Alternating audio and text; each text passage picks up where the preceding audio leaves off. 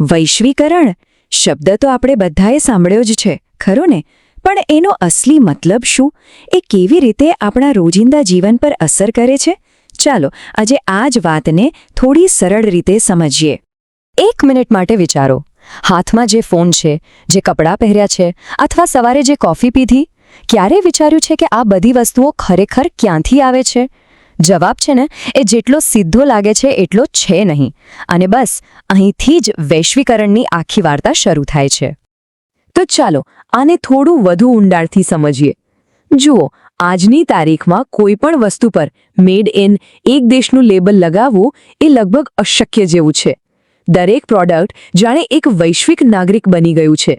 દાખલા તરીકે, એક ફોન જે કેલિફોર્નિયામાં ડિઝાઇન થયો હોય, એની ચિપ દક્ષિણ કોરિયામાં બને, સ્ક્રીન આવે જાપાનથી, અને આ બધું ભેગું થઈને એસેમ્બલ થાય ચીનમાં. આ જે આખી પ્રક્રિયા છે ને, બસ એ જ વૈશ્વિકરણનું કેન્દ્ર છે. સારું, તો આ બધા ઉદાહરણો પરથી એક વાત તો સ્પષ્ટ છે. પણ હવે સવાલ એ છે કે વૈશ્વિકરણ એટલે શું? એની ચોક્કસ વ્યાખ્યા શું છે? ચાલો જોઈએ. એકદમ સાદી ભાષામાં કહીએ તો વૈશ્વિકરણ એટલે દુનિયાના અલગ અલગ દેશો એકબીજાની નજીક આવી રહ્યા છે, એકબીજા સાથે જોડાઈ રહ્યા છે. અને આ કોઈ જાદુ નથી હો. આ બધું શક્ય બન્યું છે વેપાર અને મોટા પાયે થતા રોકાણને કારણે. અને હા, આ બધામાં સૌથી મોટો હાથ છે ટેકનોલોજીનો, જેણે આ આખી પ્રક્રિયાને જબરદસ્ત સ્પીડ આપી છે. અને આ જે વૈશ્વિક ગામનો વિચાર છે ને, એ આખી વાતનો સાર છે. એનો મતલબ શું? મતલબ કે હવે ભૌગોલિક અંતરનું ખાસ કોઈ મહત્વ રહ્યું નથી. વિચારો, યુક્રેનમાં યુદ્ધ થાય તો એની અસર દુનિયાભરમાં ઘઉંના ભાવ પર પડે છે. અમેરિકાના અર્થતંત્રમાં કંઈક ગડબડ થાય તો એની અસર સીધી ભારતના શેરબજાર પર દેખાય છે.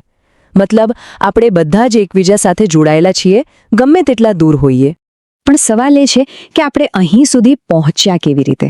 આટલું મોટું પરિવર્તન આવ્યું કઈ રીતે? કઈ એવી શક્તિઓ હતી જેણે આખી દુનિયાને આટલી નજીક લાવી દીધી? આ મોટા બદલાવ પાછળ મુખ્યત્વે 2 મોટા કારણો છે. સમજો કે 2 શક્તિશાળી એન્જિન છે. પહેલું, જે એકદમ સ્પષ્ટ છે, એ છે ટેકનોલોજી. અને બીજું, એ છે દુનિયાભરની સરકારોની વ્યાપાર નીતિઓ. એમણે નિયમો હળવા કર્યા, જેનાથી દેશો વચ્ચે માલસામાનની લે-વેચ ખૂબ જ સરળ બની ગઈ. આ તફાવત જુઓ તો ખ્યાલ આવશે કે ટેકનોલોજીએ દુનિયાને કેવી રીતે નાની કરી દીધી છે. મતલબ, નકશા પર તો અંતર એટલું જ છે, પણ સમય અને ખર્ચની દ્રષ્ટિએ દુનિયા ખરેખર સંકોચાઈ ગઈ છે. ખાલી 50 વર્ષ પહેલાંની વાત કરીએ તો માલ મોકલવો ખૂબ મોંઘો અને ધીમો હતો. આજે એ જ વસ્તુઓ એકદમ સસ્તી અને વીજળીની ઝડપે એક જગ્યાએથી બીજી જગ્યાએ પહોંચી જાય છે. અને આ બધું રાતોરાત નથી થયું. એની પાછળ એક આખી યાત્રા છે. 1950ના દાયકામાં જુઓ, શિપિંગ કન્ટેનર આવ્યા, જેણે માલ મોકલવાની રીત જ બદલી નાખી, એકદમ સસ્તું કરી દીધું. પછી 70ના દાયકામાં આવ્યા માઇક્રો પ્રોસેસર્સ, અને ત્યાંથી કમ્પ્યુટર ક્રાંતિની શરૂઆત થઈ. અને પછી 1990માં આવ્યું ઇન્ટરનેટ. બસ, એણે તો માહિતીની આપ-લે અને વાતચીત કરવાની દુનિયાને હંમેશા માટે બદલી નાખી. આ દરેક શોધ એક મોટી ક્રાંતિ હતી. હવે એક વાત વિચારો, જ્યારે આટલા બધા દેશો એકબીજા સાથે વેપાર કરતા હોય તો સ્વાભાવિક છે કે કેટલાક નિયમો તો હોવા જ જોઈએ, નહીતર તો અંધાધૂંધી ફેલાઈ જાય. તો સવાલ એ છે કે આ વૈશ્વિક વેપારની રમતમાં રેફરી કોણ છે? નિયમો કોણ બનાવે છે? અહીં એન્ટ્રી થાય છે વર્લ્ડ ટ્રેડ ઓર્ગેનાઇઝેશન એટલે કે WTOની.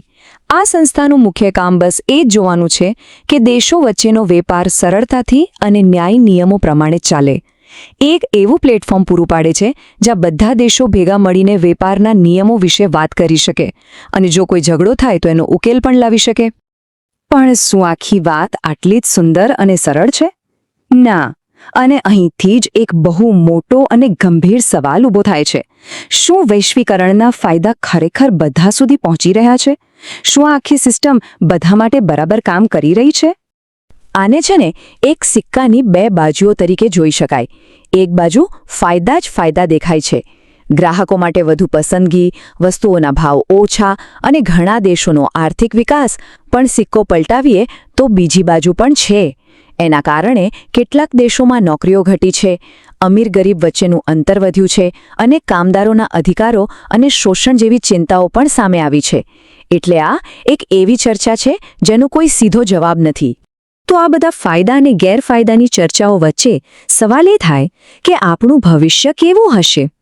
આટલી બધી રીતે એકબીજા સાથે જોડાયેલી દુનિયા હવે કઈ દિશામાં જઈ રહી છે? આજની હકીકત એ છે કે દુનિયા એટલી જટિલ બની ગઈ છે કે કોઈ એક દેશ કે કોઈ એક સંસ્થા એકલા હાથે મોટી સમસ્યાઓનો ઉકેલ લાવી શકે એમ નથી. અને એટલે જ હવે દેશોના મોટા અને શક્તિશાળી જૂથો બની રહ્યા છે, જે સાથે મળીને વૈશ્વિક મુદ્દાઓ પર કામ કરે છે અને ભવિષ્યની દિશા નક્કી કરવાનો પ્રયાસ કરે છે. અને આનું સૌથી મોટું અને જાણીતું ઉદાહરણ છે G20. હવે G20 કોઈ કાયદા બનાવતી સંસ્થા નથી. એને દુનિયાની 20 સૌથી મોટી અર્થવ્યવસ્થાઓનો એક પાવરફુલ ક્લબ કહી શકાય. અહીંયા આ બધા દેશોના નેતાઓ ભેગા થાય છે અને દુનિયાના સૌથી મોટા મુદ્દાઓ જેમ કે આર્થિક સ્થિરતા હોય કે પછી ક્લાઇમેટ ચેન્જ એના પર સાથે મળીને ચર્ચા કરે છે. અને આ ગ્રુપ કેટલું પાવરફુલ છે એ સમજવા માટે ખાલી એક આંકડો જ પૂરતો છે. G20 દેશો આ બધા મળીને દુનિયાના કુલ આર્થિક ઉત્પાદનનો લગભગ 85% હિસ્સો બનાવે છે. એટલે સીધી વાત છે, જ્યારે આ જૂથ ભેગું મળીને કોઈ નિર્ણય લે છે ત્યારે તેની અસર આખી દુનિયા પર પડે છે.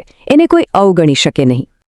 અને આ બધી વાત આપણને અંતે એક બહુ મોટા સવાલ પર લાવીને મૂકી દે છે. આ જે વૈશ્વિક ગામ આપણે સૌએ મળીને બનાવ્યું છે એમાં રહેતા દરેક વ્યક્તિ માટે એક સરખું, ન્યાયી અને ટકી શકે એવું ભવિષ્ય બનાવવાની આપણી સૌની સહિયારી જવાબદારી શું છે? આ એ સવાલ છે જેનો જવાબ આપણે સૌએ સાથે મળીને શોધવો પડશે.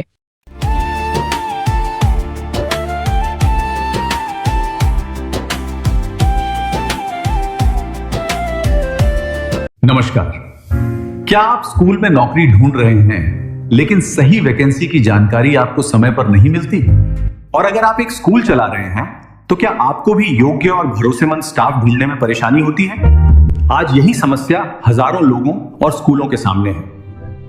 दोनों को एक दूसरे की जरूरत है, लेकिन फिर भी दोनों एक दूसरे तक पहुंच नहीं पाते. यही समस्या हमने देखी और इसी से जन्म हुआ SchoolCareer.in का. ये एक ऐसा ऑनलाइन प्लेटफॉर्म है जहां स्कूल अपनी वैकेंसी पोस्ट कर सकते हैं और उम्मीदवार सीधे उन नौकरियों के लिए आवेदन कर सकते हैं. यहाँ केवल टीचर्स ही नहीं बल्कि स्कूल से जुड़े कई पदों के अवसर उपलब्ध हैं, जैसे office staff, computer operator, accountant, librarian और अन्य पद. हमारा लक्ष्य है स्कूलों और योग्य उम्मीदवारों को एक ही मंच पर जोड़ना. अगर आप स्कूल में अपना करियर बनाना चाहते हैं या अपने स्कूल के लिए बेहतरीन स्टाफ ढूंढना चाहते हैं तो आज ही विजिट कीजिए www.schoolcareer.in.